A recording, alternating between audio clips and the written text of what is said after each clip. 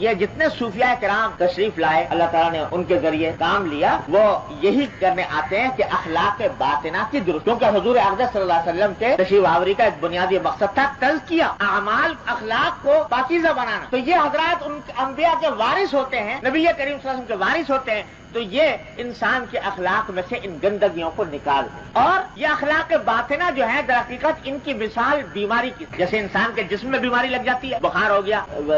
کسی شخص کو کھانسی ہو گئی، نزلہ ہو گیا، بخار ہو گیا، دمے کی تکلیف ہے،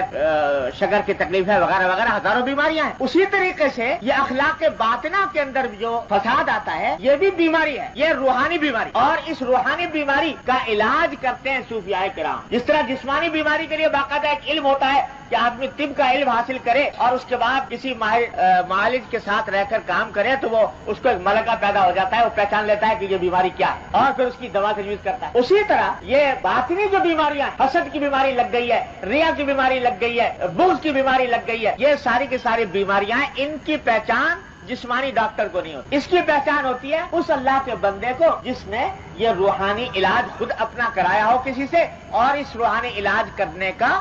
فن اور علم حاصل کیا ہو کسی، تو اس کو پتا لگتا ہے کہ اس شخص کے اندر تکبر کی بیماری ہے، اس میں نہیں، وہ پھر اس کا علاج بتاتا ہے کہ اس بیماری کا کیا علاج، یہ ہے بتانے والا۔ تو یہ جس کو کہتے ہیں عرف عام میں لوگ اس کو پیر کہہ لو، شیخ کہہ لو، جو چاہو کہہ لو، مرشد کہہ لو، یہ مختلف قسم کے نام ہیں،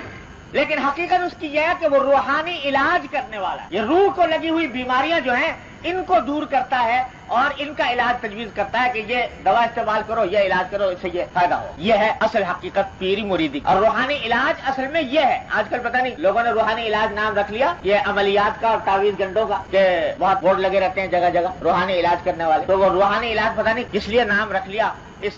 تعویذ گنڈوں پر عملیات کرنے کا۔ حقیقت میں روحانی علاج یہ ہے کہ روح کو لگی ہوئی بیماریاں یہ کیسے دور ہو اور اس کا طریقہ کیا ہو، یہ بتاتا ہے کون؟ یہ روحانی علاج کرنے والا، جس کو آپ اردو میں پیر کہہ لیجیے، مرشد کہہ لیجیے، شیخ کہہ لیجیے، جو چاہے کہہ لیجیے۔ اور حضور اقدس سرور دو عالم صلی اللہ علیہ وسلم کے زمانے سے آج تک دین کے پہنچنے کا یہی طریقہ چلا ہے کہ سرکار دو عالم صلی اللہ علیہ وسلم نے اپنے صحابہ کرام کا روحانی علاج کیا، اور اس روحانی علاج کا اس طرح کیا کہ ایسے مکمل انسان بنا دیے کہ روئے زمین نے ان کی نظیریں نے اس سے پہلے دیکھی تھی نہ ان کے بعد، ایسے مکمل وہ لوگ جن کے دلوں میں بغض و عداوت کی آگ بھری ہوئی، مرغی کے بچے کے خاطر 40 سال جنگ کرنے کو تیار زمانے جاہلیت کے اندر۔ ایک مرغی کا بچہ کسی کا وہ دوسرے کے کھیت میں گھس گیا، کوئی پودے کے کچھ پتے وتے کھا لیے اس تو دوسرے برابر کا جو آدمی تھا جس کے پتے کھائے تھے وہ غصے میں آ کے لپک پڑا مالک کے اوپر، وہ تمہاری مرغی نے میرے پتے کھا لیے۔ آپس میں تکرار ہوئی، تکرار کے اندر ہاتھاپائی تک دعوت آ گئی، ہاتھاپائی کے بعد ڈنڈے اور لاٹیاں نکل آئی، گھر والے نکل آئے، اس نے اپنے قبیلے والوں کو پکار لیا، اس نے اپنے قبیلے والوں کو پکار لیا، لڑائی شروع ہو گئی۔ 40 سال مسلسل جنگ جاری، جس کو حرب بسوس کہتے ہیں، بسوس کی جنگ۔ مرغی کے بچے کی خاطر یہ عداوتیں لے کر 40 سال بسر کی جا رہے ہیں کہ باپ مرتا تھا تو بیٹے کو یہ وصیت کر کے جایا کرتا تھا کہ بیٹا اور ہر کام کر لینا لیکن میرے دشمنوں کو مت بخش اور یہ جنگ مت بند کرنا، جنگ جاری رکھ۔ تو جن کے دلوں میں بغض و عداوت کی یہ آگ سلگ رہی تھی ان کا تزکیہ فرمایا نبی کریم سرور دو عالم صلی اللہ علیہ وسلم نے اس طرح کہ حضرت علی رضی اللہ تعالیٰ عنہ کا واقعہ سنا ہوگا آپ نے، یہودی نے حضور اقدس صلی اللہ علیہ وسلم کے شان میں کوئی گستاخی کا کلمہ کہہ دیا، حضرت علی اس کو چڑھ دوڑے اور اس کو اٹھا کر پٹک دیا زمین پر اور اس کے سینے پہ سوار ہو۔ حضور اقدس صلی اللہ علیہ وسلم کی شان میں گستاخی کرتا، جب اسے دیکھا اور کوئی بس نہیں چلتا تو اٹھا کے وہیں نیچے لیٹے لیٹے حضور حضرت علی کے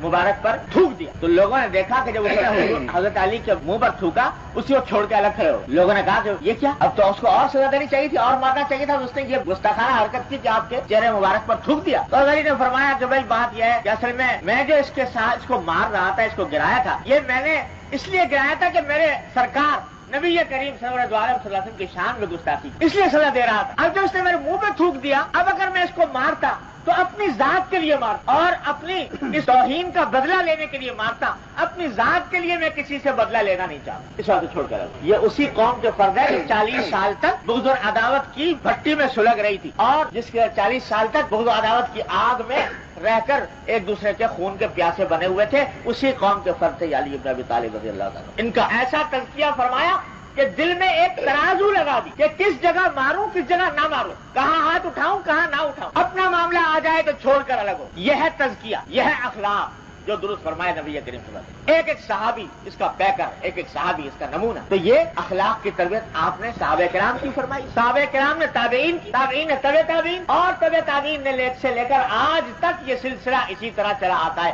حضور اقدس صلی اللہ علیہ وسلم کے زمانے. اس کا راستہ یہ ہے کہ آدمی کسی معالج سے رجوع، لیکن پہلے اس کو دل میں اہمیت تو پیدا ہو کہ بھائی میرے اخلاق کی درستی بھی میرا کوئی کام ہے. یہ بیماری جو مجھے گھن کی طرح کھا رہی ہے یہ کہیں مجھے تباہ اور برباد نہ کر دے. جب یہ دل میں احساس اہمیت کا پیدا ہوتا ہے تو پھر کسی اللہ والے سے انسان رجوع کرتا ہے اور پھر اپنی اس کی اصلاح کرا، تو اس کے نتیجے میں یہ اخلاق درست ہو جائے. تو امید ہے کہ اس بات کچھ اس درجے میں واضح ہوئی ہوگی کہ یہ ہے تصوف. اسی کا نام تصوف کہہ لو، اس کو اخلاق کہہ لو، اس کو احسان کہہ لو، اس کو طریقت کہہ لو، جو چاہو کہہ لو، لیکن یہ دین کا ایک اہم ترین حصہ ہے، ایک اہم ترین لازمہ ہے جس کے بغیر حقیقت میں دین مکمل ہو نہیں سکتا.